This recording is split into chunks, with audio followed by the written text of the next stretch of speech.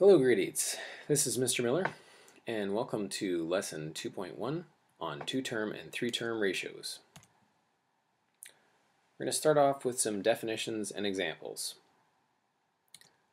First of all, a ratio is a comparison of two or more quantities.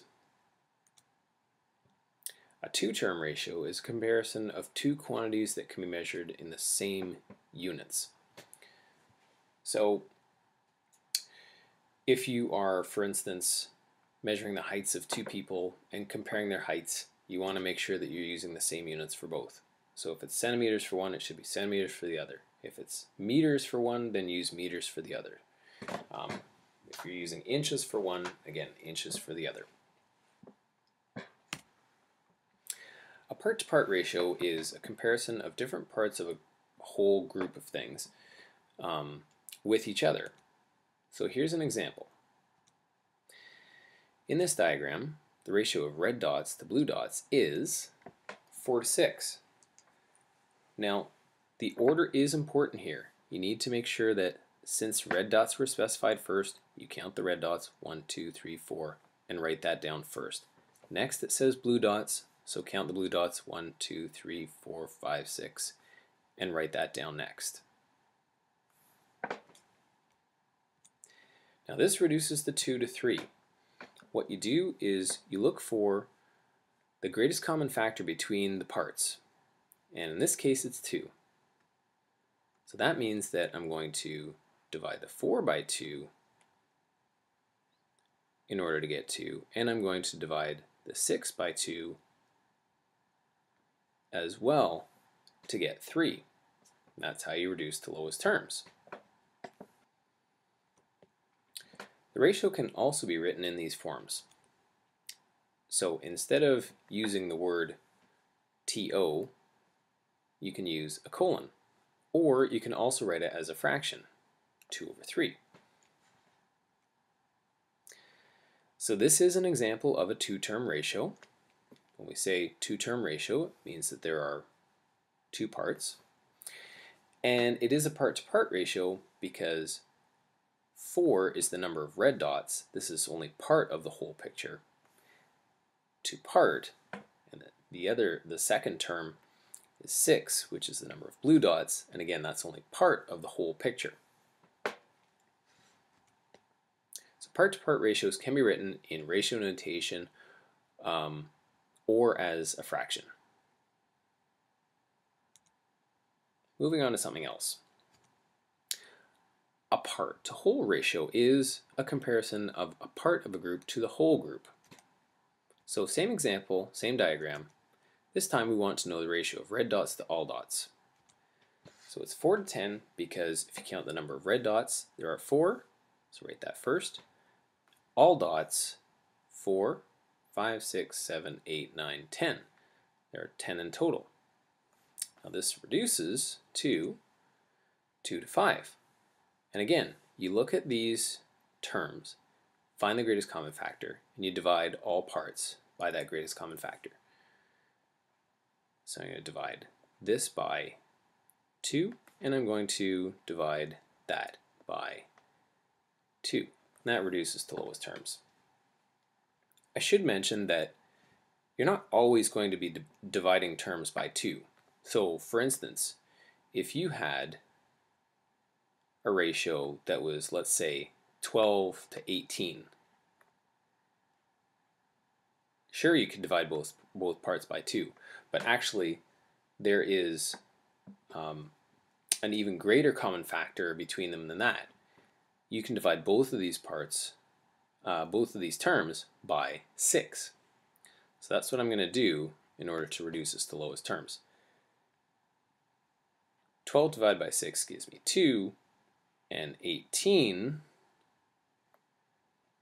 divided by 6 gives me 3. The ratio can be written in these forms. So you can use a colon notation, you can write it as a fraction, you can also convert the fraction into a decimal or a percent. So the way that you do that, in order to get 0.4, you simply do, so to get this answer, you just do 2 divided by 5. So doing 2 divided by 5 gives you 0.4, and if you want to get the 40% out of that, you take the 0.4 answer that you had and you multiply that by 100.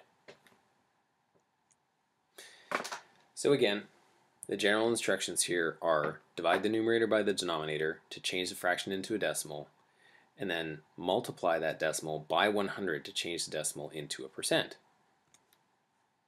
So this is an example of a two-term ratio, but this time it's a part to whole ratio, because in the first place we had the 4, which was the number of red dots that was part of the whole picture. 10 is all dots, and that is the whole group. So with a part to whole ratio, this can be written in ratio notation. It can be written as a fraction, and you can also convert it to a decimal or as a percent. Next, we're going to look at three-term ratios. So this is a comparison of three quantities that can be measured in the same units. So, for example, here we have Johnny, Billy, and Terrence. They measured how far they could keep running before they had to walk.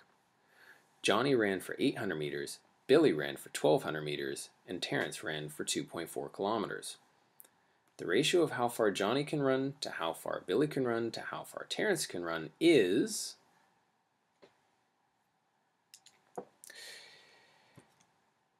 so initially you could write this without having changed any of the units. So just copying down the 800 meters and the 1200 meters and the 2.4 kilometers, again making sure that you have the order correct. But this is not how you should write your final answer, because of course with a three-term ratio we should be doing the comparison of these three quantities and having them measured in the same units. Right now we have meters and kilometers.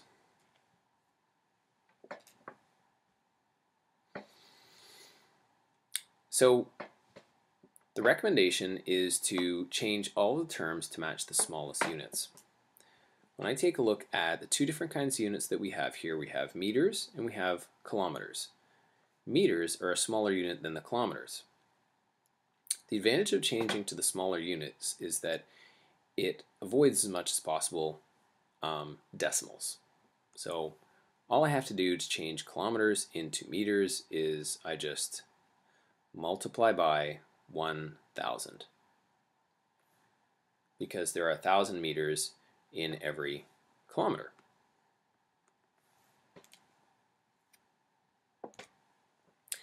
So this reduces to 2 to 3 to 6 in lowest terms by dividing all terms by the greatest common factor of 400. Once you've done that, you can drop the units. Now, if you're not entirely comfortable with doing that reduction all in one step, you can certainly do it in several steps. So here's another way that you could approach this. You could take the 800 to 1200 to 2400 and divide all the terms by 100. That gives you 8 to 12 to 24. And if you want to take baby steps from here, you can divide all terms by 2, so 4 to 6 to 12.